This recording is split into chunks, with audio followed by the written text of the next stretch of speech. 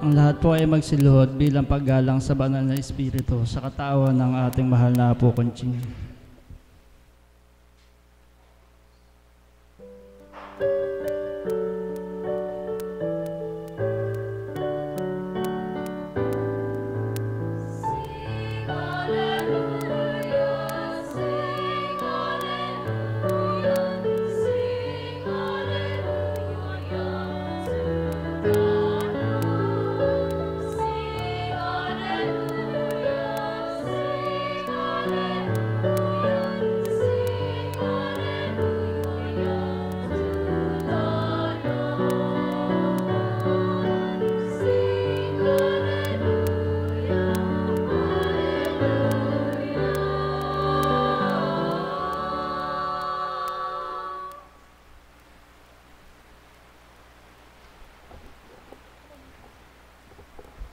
Sumainyo ang kapayapaan. Paborito salamat sa iyo, Panginoon. Kay buti ng Ama, kay dakila niya.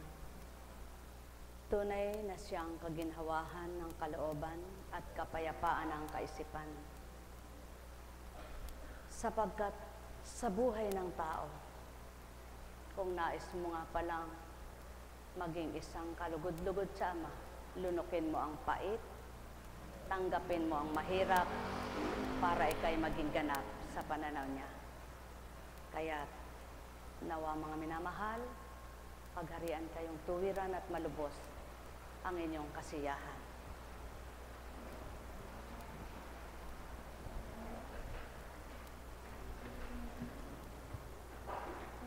Ang maglingkod sa Panginoon para kang wala ng pribadong buhay.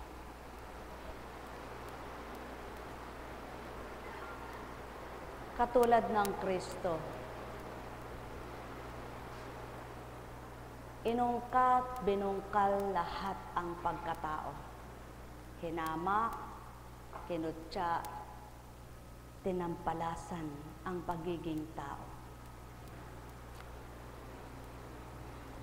At kung ganang pagkatao'y wala nga palang makakakaya, sapagkat kung sa dating buhay mo, kapag ang pribadong buhay mo, pagkatao mo,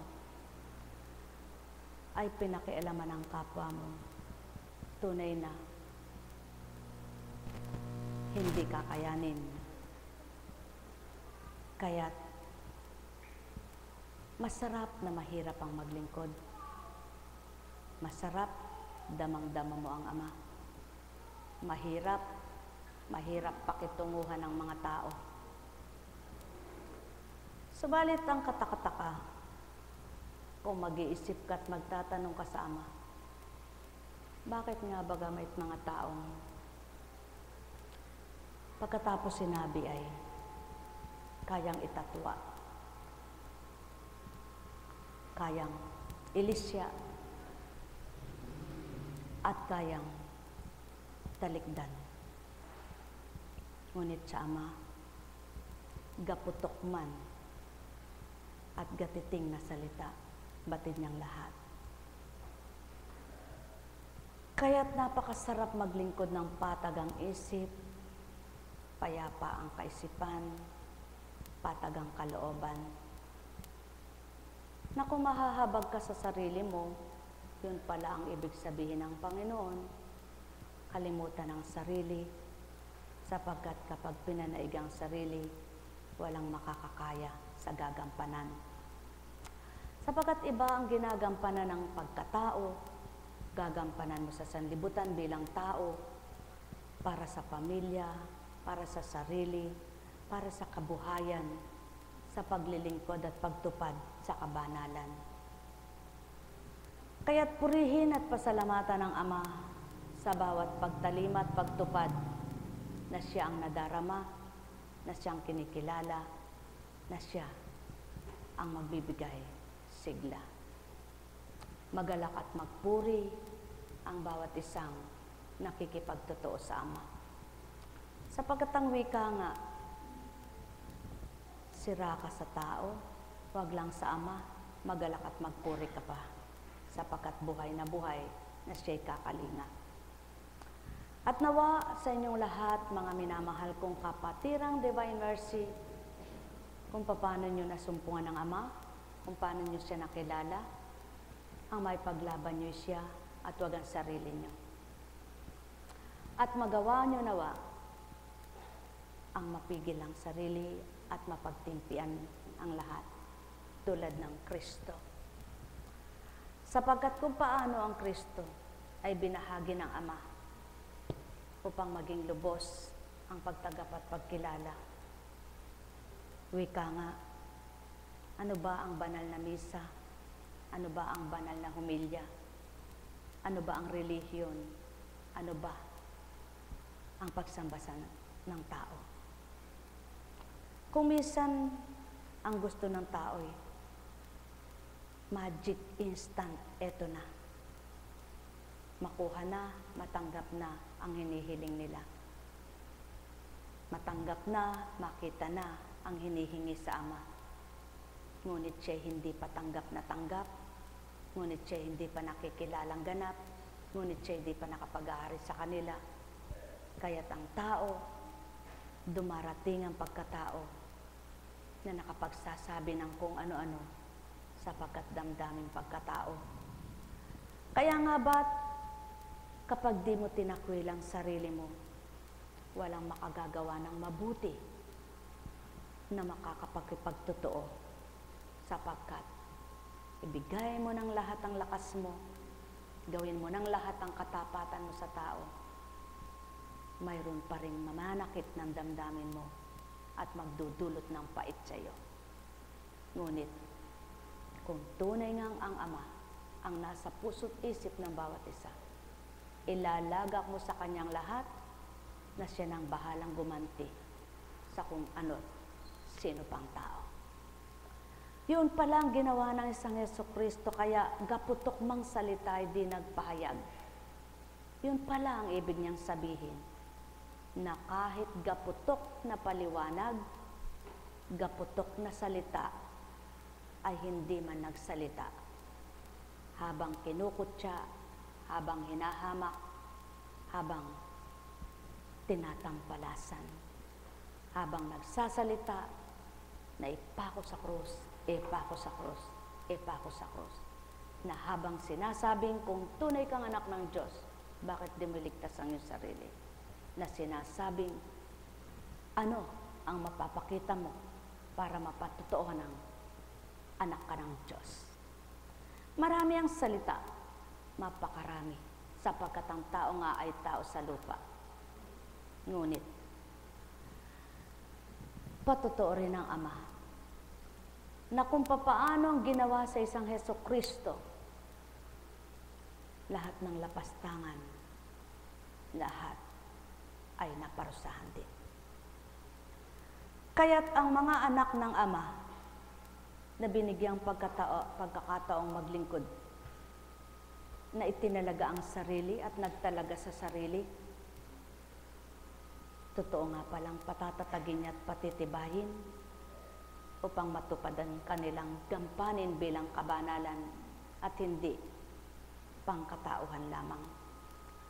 Sapagkat ang sino mang gaganap at tutupad sa bilang tao ay mahirapan masasaktan kapag ang gawa ng kapatao ang susuriin at pagmamasdan. Tunay nga palang walang matibay, walang matatag, maliban ang Diyos na naghandog upang tumatag naman ang tao na tapat at totoong tumanggap sa Kanya. Pinakamahirap sa buhay ng tao at pagkatao, yaon, maliitin ka, hamakin ka, kutsain ka, hatulan ka, husgahan ka, siraan ka. Kaya nga pala walang makadadala nito, walang makasasadyad nito bilang tao. Subalit kay buti ng Ama, binigay ang Kanyang Espiritu, binahagi ang Kanyang Espiritu, iniyulat niya sa mundo ang katotohanan na ang Espiritu niya ay kaiba sa tao, kaya't magalak magpuri, yung pinagtibay ang puso't kaisipan para tanggapin ang lahat at maging marapat para sa Ama. Mga minamahal, nawa bilang kapatirang Divine Mercy, Patuloy niyong puspusin ang sarili ninyo at patuloy kayong mapuspos ng Espiritu ng Ama. Naway ang pagkatao'y huwag niyong madama nang di mahirapan kayo kapag dumaratal sa buhay niyo ang kapwa niyo'y inuusig kayo. Huwag lamang ang sariling budhi niyong mag-usig sa inyo, kakayanin niyong usigin kayo ng kapwa niyo. Subalit kapag sariling budhi niyo na ang umusig, tandaan ninyo din niyo kakayanin. Kaya't magalak kayo at magpuri kapag inuusig kayo ng kapwa niyo tao. Huwag lamang ang budhi niyong sarili ang umusig sa inyo, sapagkat mahirap kalabanin ang sariling budhi, iyaon ay nakamamatay at nakapagbibagsak ng sarili. Kaya mga mahal, ito'y habilin at tuwirang habilin. Nawa, kayong lahat, magalak kayo kapag pinag-uusig kayo ng kapwa nyo. Lalo tigit kung di nyo ginawa, lalo tigit kung di nyo nagagawa. Magalak magpuri kayo, sapagkat patotoo, kundi sa paglilingkod at pagtanggap nyo sa Ama. Kung totoong lingkod at tapat kayong tagasunod, kung dumaranas kayo nito, habiling mainam, lunukin nyo, tanggapin nyo. Huwag lang ang sarili nyong budhi ang umusig sa inyo. Hindi nyo kakayanin, walang makakakaya nito. Subalit kung kapwa nyo, magalak magpuri kayo, sapagkat totoong totoo at patutotohanan ko sa inyo, mahirap kalaban sariling budhi nyo. Mula kay Juan, ako ang pagkaing nagbibigay buhay na bumaba mula sa langit. Mabubuhay magpakailanman ang sino mang kumain nito, at ang pagkaing ibibigay ko sa ikabubuhay ng sanlibutan ay ang aking laman. Dahil dito'y nagtalo-talo ang mga Hudyo. Paano maibibigay sa atin ng taong ito ang kanyang laman upang kanin natin? Tanong nila. Kaya't sinabi ni Jesus, tandaan ninyo, malibang kanin ninyo ang laman ng anak ng tao at inumin ang kanyang dugo, hindi kayo magkakaroon ng buhay. Ang kumakain ng aking laman at umiinom ng aking dugo ay may buhay na walang hanggan. At muli ko siyang bubuhayin sa huling araw. Sapagkat ang aking laman ay tunay na pagkain at ang aking dugo, tunay na inumin. Ang kumakain ng aking laman at umiinom ng aking dugo ay nananahan sa akin at ako sa kanya.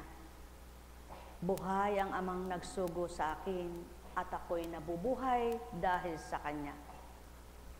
Gayon din naman, ang sino mang kumain sa akin ay mabubuhay kahit saan dahil sa akin. Ito ang pagkain bumaba mula sa langit. Ang kumakain nito'y mabubuhay magpakailanman. Hindi ito katulad ng pagkain na kinain ng inyong mga magulang sa ilang. Namatay sila, bagamat kumain iyon. Sinabi ito ni Jesus nang siya'y nagtuturo sa sinagoga at Capernaum. Sa sinagoga sa Capernaum.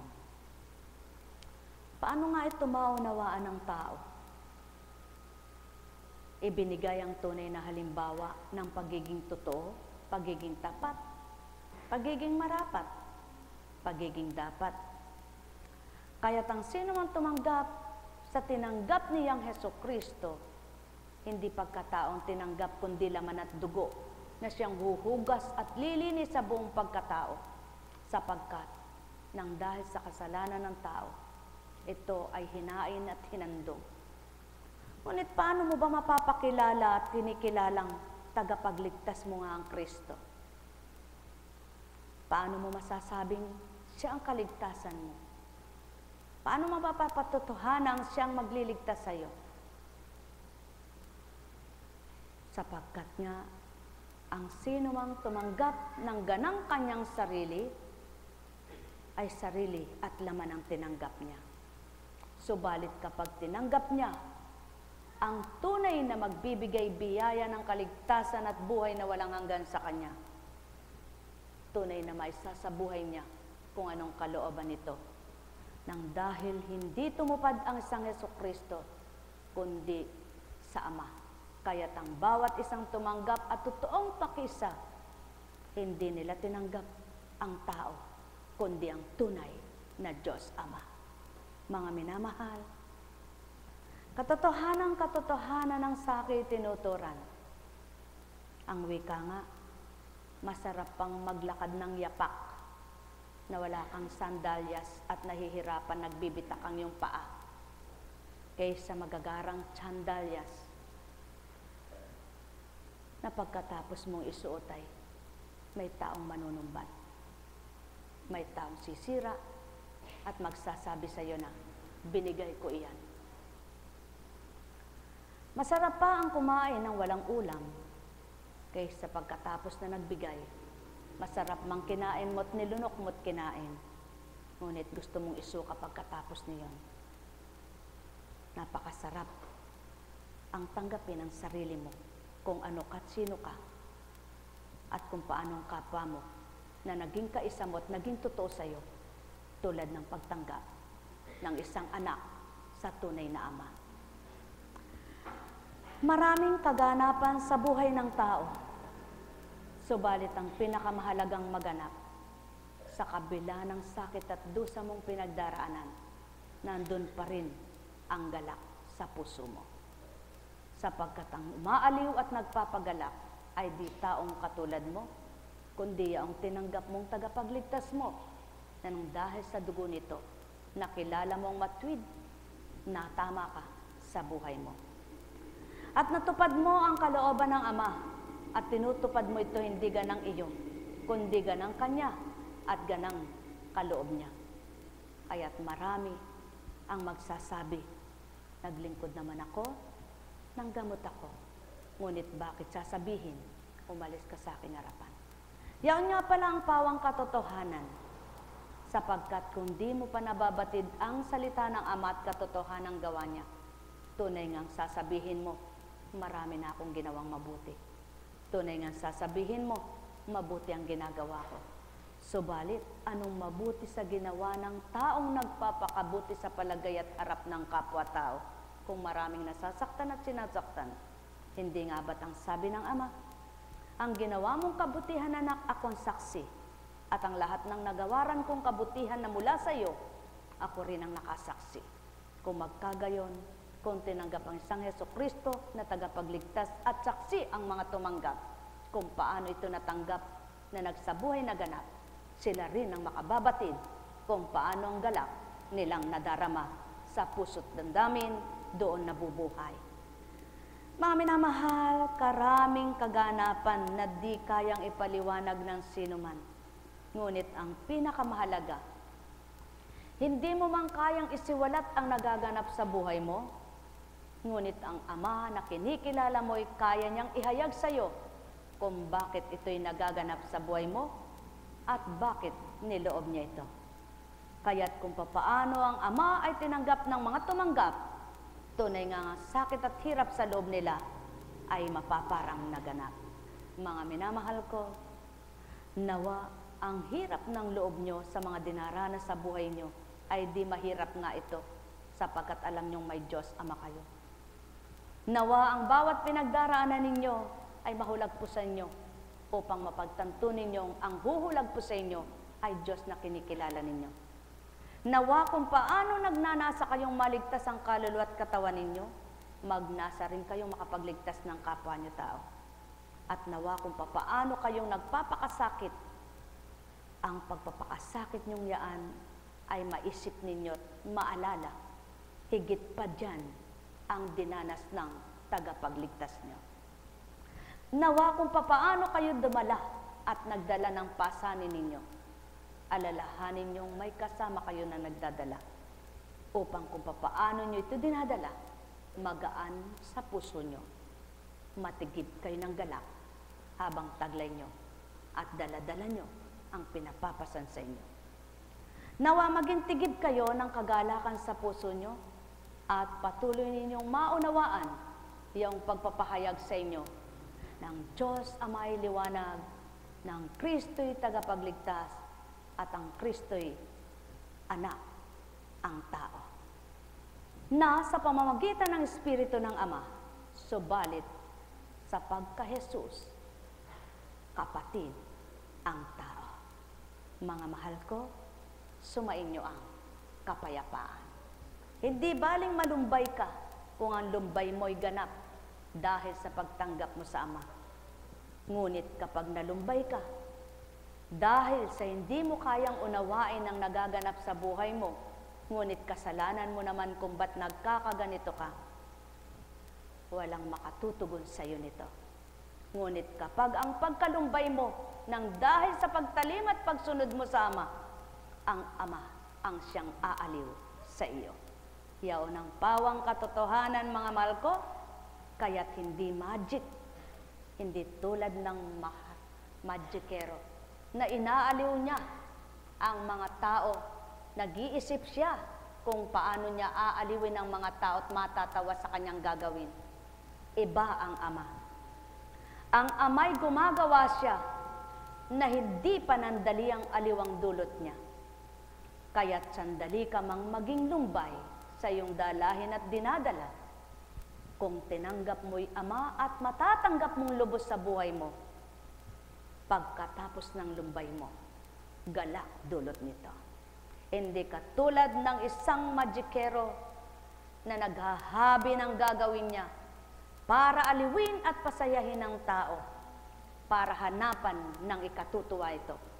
Na pagkatapos niyang ginawa yaong magic niya, pag wala na siya sa harapan ng mga tao, wala na rin ang saya at tuwa nila. So, balit ang Ama, niloob man niyang ikaidulutan ng lumbay, subalit pagkatapos nito, ipaparam niya rin naman dahil siya mismo ang nagbigay ng buhay. Ang may pandinig ay nakarinig. Mahal na mahal ko kayo. Tuwiran kong tinuturan, mahal na mahal ko kayo. Ang pananampalataya ay di magaan gawin ng tao. Subalit magaang nagagawa ng totoong espiritu sa pagkatao ng mga tao. Kaya't ang totoong pananalig at pananampalataya na bubuhay sa mga tao sa kalooban ng Ama at pagkatao niya ay lukoban at nilukob ng espiritu niya. Mga minamahal ko, paano nyo ba nakikilala ang isang tagapagligtas nyo? Paano nyo ba siya dinadama at sinasabuhay nyo? Paano nyo ba nararamdaman ang kaloob niya? Paano nga ba? Paano nga ba, mga mahal ko? Dinadama nyo ba siya dahil naramdaman nyo? Tinanggap nyo ba siya dahil natanggap nyo? Kinilala nyo ba sapagkat nakilala nyo?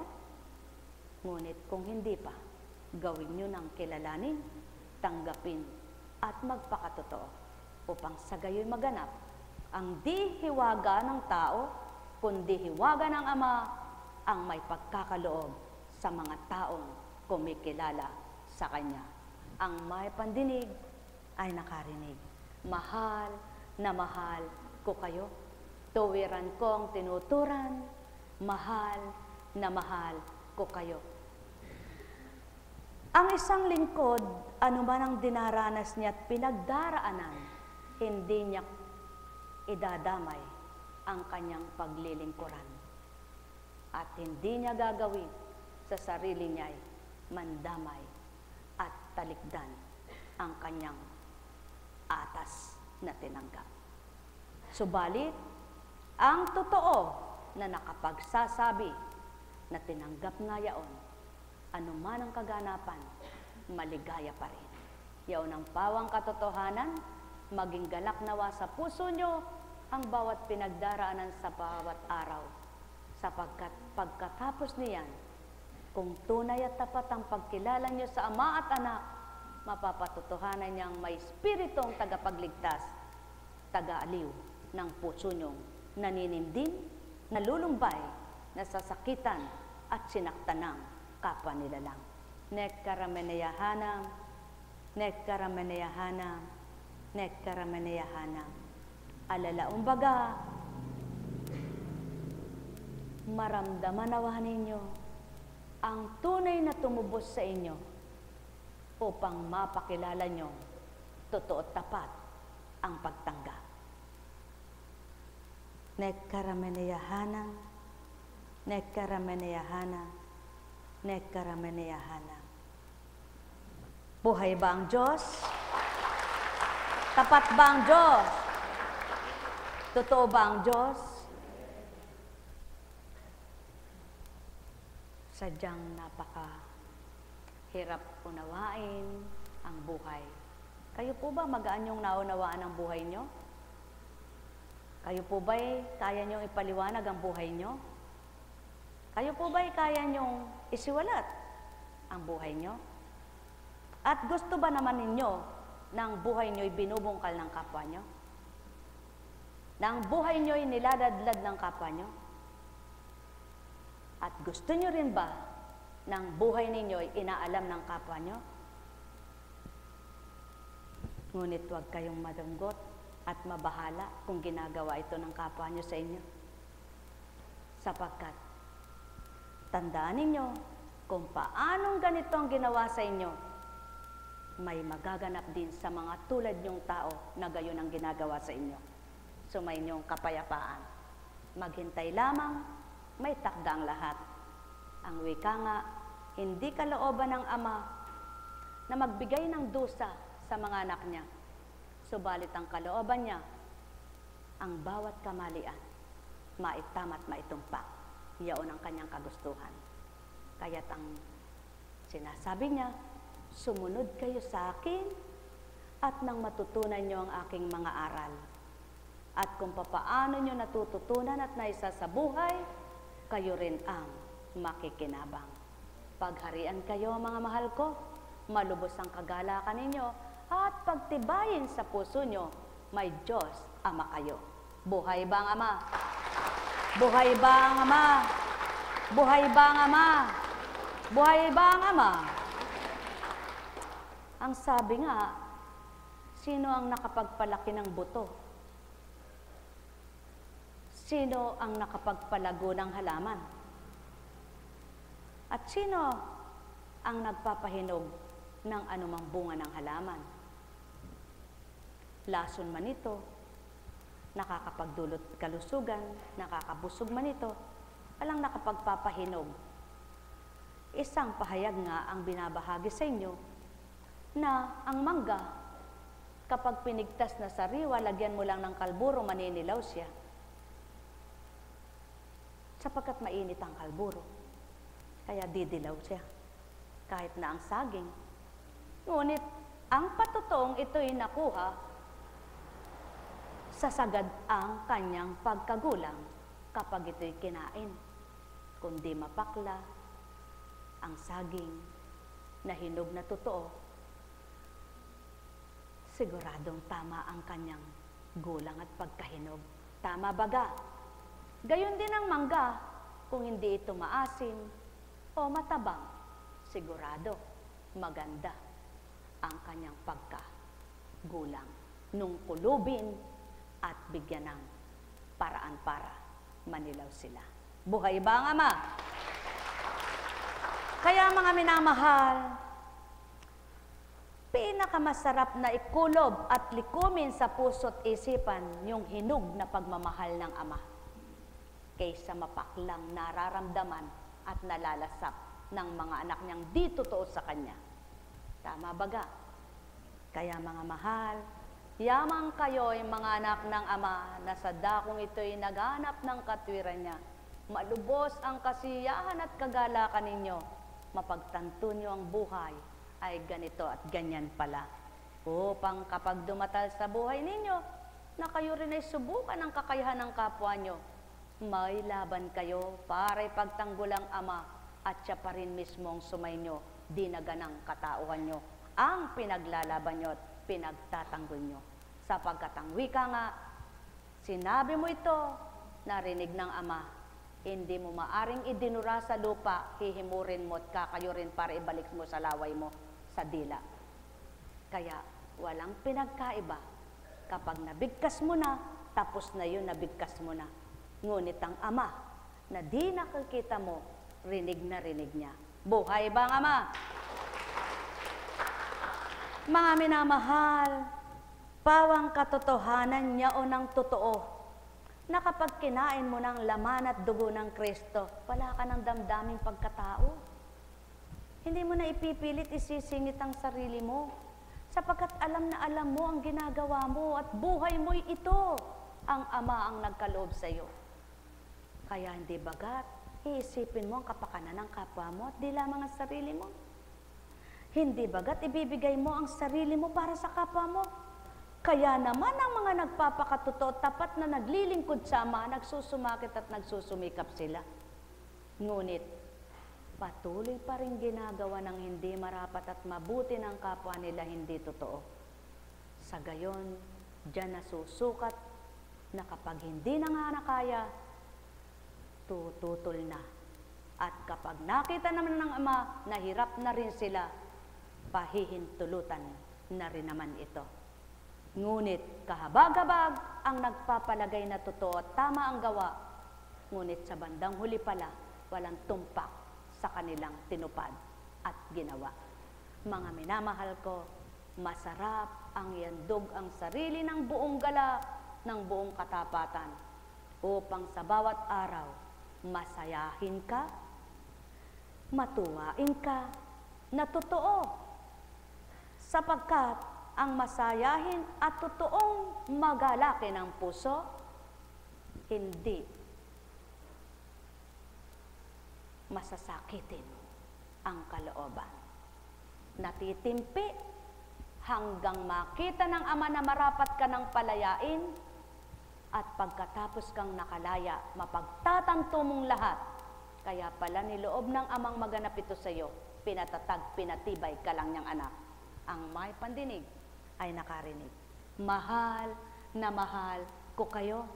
Tuwiran kong tinuturan hambing sa isang Hesukristo na tinatawagan nyo. Niloob na tumatag tumibay upang makayanan ang dulot ng sanlibutan at ng katauhan. At pagkatapos doon ibinigay ng Ama ang kahatulan. Pagkatapos ng ginampanan ng isang Hesukristo, pangpatotohanan ng anak ng Ama. Gayon din ngayon.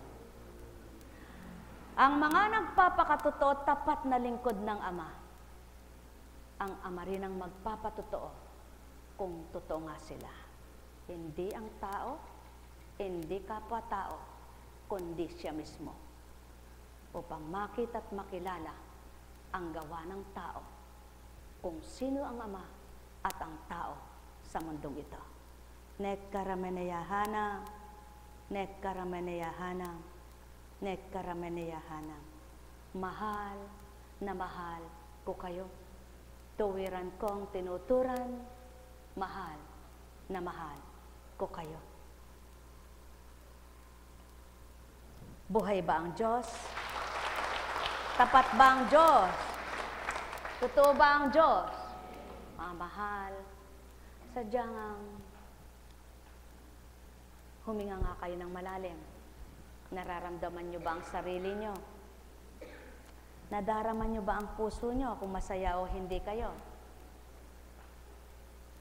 Nararamdaman nyo ba ang puso nyo?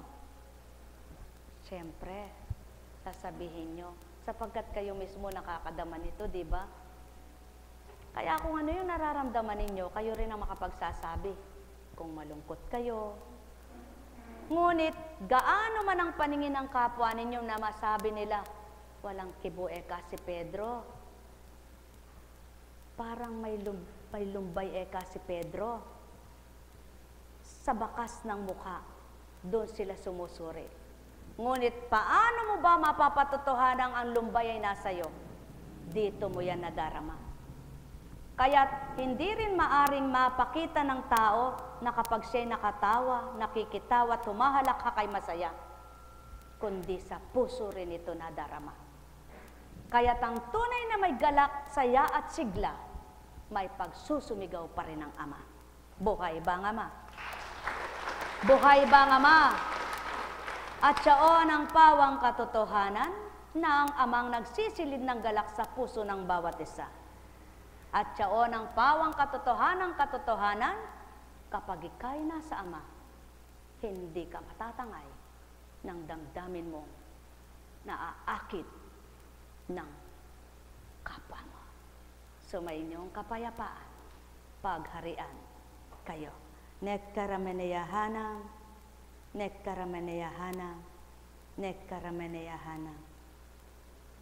Kailan mo ba pinaglalaban ang pananampalataya mo? Kailan mo ba naipaglalaban ang pananalig mo? Kailan mo ba pinatototohanang tapat at totoo ka sa pagtitiwala mo? At kailan mo ba nasabing tapat ang puso mo? Yan ang sagutin ninyo, mga anak ng amang mananampalataya na nagpakilalay anak upang matanggap nyo ang dugo at laman na maging hari na ng katawan nyo at huwag ang bagay na pagkain lamang upang busugin ang tiyan nyo. Pagpalain kayo. O aking Ama, nadulot ay galak, ligaya ay sinisilid mo pawa sa puso ng tao na iyong binuhay upang malasap ang tuwirang galak. Ikaw aking Ama, ang tunay na sigla't liwanag, lahat ng bagay ay sa'yo, salapi man o ano ito, na tunay na kabutihan, siyang pinagmulan. Kaya't karampot marami pantay lamang, kaunti at siksik man yan ay parehas lang. Sa puso ay nadarama na tuwiran.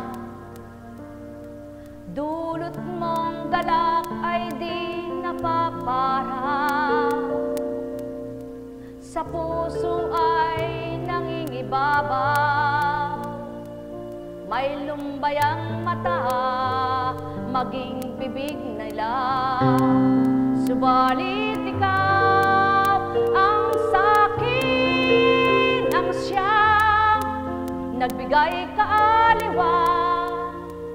Wikang tinura habang nasa sanlibutan upang kayanin ang lahat, at ika'y magbibigay ng ganap at marapat upang ito'y kamtin. Kaya't ang bawat araw ay sa'yo na lang, pangunahan at pagharian mong tuwiran. Maging iyong mga anak nakapiling na sa espiritu mo'y naging taglay. Ama, ikaw ang tuwiran sa lahat-lahat ng mga tumanggap, at ikaw din ang dapat nasa kanila'y maging ganap, at dapat marapat nilang matanggap. Anong ganap dapat at nararapat na kung papaano ang Ama ang nagbigay at tuwirang naglahad? Makamtan nyo nga, hindi sa bibig, hindi sa isip, kundi sa damdamin, sa inyong kalooban. Upang ang galak na namumutawi sa inyong puso, ang siyang inyong matutunang ganap, na mithiin, patuloy alalahanin at damhin, nang di makapangibabaw, yung lumbay na dulot ng bilang katawan. O aking mga minamahal, kailan nyo ba masasabi, ako'y sumainyo at kayo'y sumasa akin? Yaw ng tanong ng Ama, kayo rin ang makatutugon. Kayong tao na nakababatid ng sarili nyo. Maliban doon, siya pa rin ang nakakakilala at higit na kilala kayo bilang tao. Nekkarameneyahanam, nekkarameneyahanam, nekkarameneyahanam. Buhay ba ang Ama? Buhay ba ang Ama? Tapat po ba ang Diyos? Masaya ba kayo? Maligaya ba kayo? Huminga nga kayong malalim. Ang sabi nga ay, kapag ang tao ang nagbigay at gusto niyang bawiin ang binigay niya sa'yo, bibigang magsasalita. Di ba? Sasabihin sa'yo, akin na nga yung binigay ko. Wala kang kwentang binigyan. O kung hindi niya masabing diretsuhan sa'yo, may pasasabihan siya, bibig pa rin ang magsasabi. Ngunit ang pagbawi ng Ama sa mga binigay niya, walang bibig na mangungusap siya. Ginagawa na lamang niya ito at nagagawa niya na walang nakakakita. Kaya't iba ang gawa ng Ama, iba ang gawa ng tao. Mga minamahal ko, sumainyo ang kapayapaan. Nekkarameneyahanam, nekkarameneyahanam, nekkarameneyahanam. Maging buhay ay siya ang patotoo. Nakababawi siya ng walang salita at di salita pawa. Mahal na mahal ko kayo. Tuwiran kong tinuturan, mahal na mahal ko kayo. Buhay ba ang Diyos? Buhay ba ang Diyos? Magkakaiba man ang pahayag ang iuulat sa bawat binabasa, isa pa rin ang tumbok niyan. Ang may katotohanan sa puso't kaisipan, mararamdaman ang tunay na kaligtasan at mababatid ang tunay na tagapagligtas na naghandog ng dugo at laman. Pagpalain kayo. Alam kong may magagawa ang Ama. Alam kong may magagawa ang Ama. Pagkat winika niya, manalig ka na. Bawat araw ako sa inyo naghihintay. Alam kong di ringgin kayo ng Ama. Alam kong di ringgin kayo ng Ama. Pagkat winika niya, manalig ka na. Bawat araw ako sa inyo may nakalaan. Mayroon magandang mangyayari sa inyo. Aking mga minamahal, mayroon magandang mangyayari sa inyo. Manalig, umangkin at tanggapin. Alam kong may magagawa ang Ama. Alam kong may magagawa ang Ama. Pagkat winika niya, manalig ka na. Bawat araw ako sa inyo may nakalaan. Mayroon magandang mangyayari sa inyo. Aking mga minamahal, mayroon magandang mangyayari sa inyo. Manalig, umangkin at tanggapin. Alam kong may magagawa ang Ama. Yan ang patuto. Kahit harap at patalikod na kapag ahagis ng biyaya ang Ama. Alam kong may magagawa ang Ama. Pagkat winika niya, manalik ka na. Bawat araw ako sa inyo may nakalaan. Mayroong magandang mangyayari sa inyo. Aking mga minamahal, mayroong magandang mangyayari sa inyo. Manalig, umangkin at tanggapin. Alam kong may magagawa ang Ama. Alam kong may magagawa ang Ama. Pagkat winika niya, manalik ka na.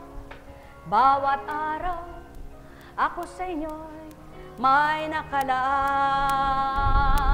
Mayroong magandang mangyayari sa inyo. Aking mga minamahal, mayroong magandang mangyayari sa inyo.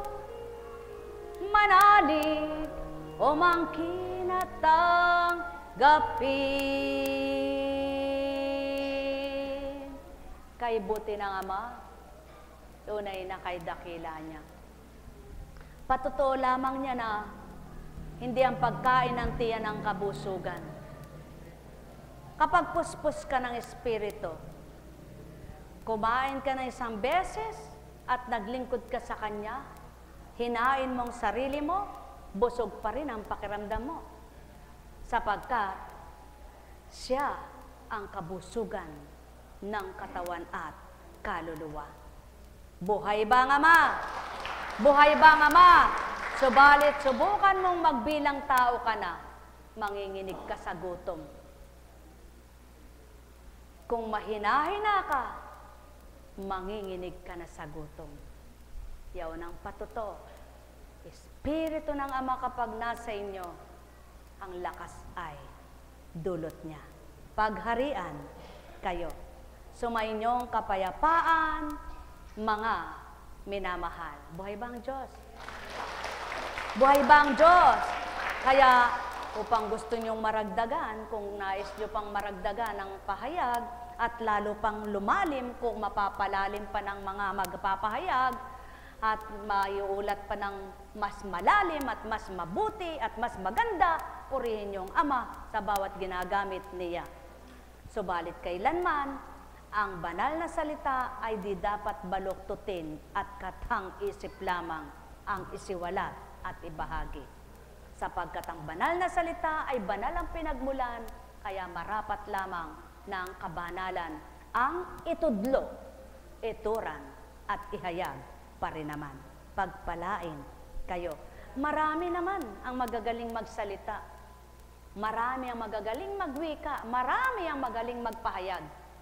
Ngunit nawa ang mga pinapahayag at sinasabi ay banggawa, maisagawa at maisabuhay.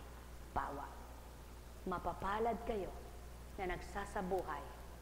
Mapapalad ang mga nagsasabuhay sa kanilang mga nasasabi. Magalak at magpuri, ganang Kanya, ganang kanila, wala sila. Ganang ang Ama, siyang nagpatupad, nagpabahagi, nagbigay, dahil totoo, nagpakatotoo, ang mga totoo, anak ng Ama. Pagharian kayo, nekkarameneyahanang, nekkarameneyahanang, nekkarameneyahanang. Buhay po ba ang Diyos? Buhay po ba ang Diyos? Tapat po ba ang Diyos? Salamat, salamat naman at buhay na buhay ang Diyos. Sabi nga po ay, ang sarap pa lang ang Panginoon ang tanggapin mo. Diyan mo mapapakita at mapapatotohanan mismo sa sarili mo. Ano ba nararamdaman mo sa kabila ng lahat? Ano ba? Kapag hindi ka nakali, hindi ka napatag, hindi ka mabuting tumanggap. Subalit kapag napatag ka, napayapa ka, nagagalak pa rin ang puso mo, at pabayaan sila, mapalad kang nakatanggap. Kaya nawa ito ay matanggap niyong ganap. Bagamat nagsasalita kayo bilang tao, ngunit alam niyo ang totoong kayo at kung sino kayo. Lalo't higit ang Ama na kilala kayo. Kaya sa Ama tayo magpakatapat at magpakatotoo. Pabayaan na natin yung di totoo sa atin. Buhay ba ang Diyos? Sa pangalan ng Diyos Ama, Diyos Anak, Diyos Espiritu Santo, magsihayo kayong may galak sa puso nyo, matigib ng kasiyahan, tunay na kaaya-ayang kalooban, malinis na kaisipan, payapang kaisipan, mabuting kaisipan, marunong magmahal na damdamin at kalooban upang madaman yung wagasang pag-ibig ng Ama. Pagpalain, nawa niya kayo. Sumainyo ang paghahari niya mula ulo hanggang talampakan, maganap ang sa inyo'y liwanag ang manahan. Tayo na po. Baka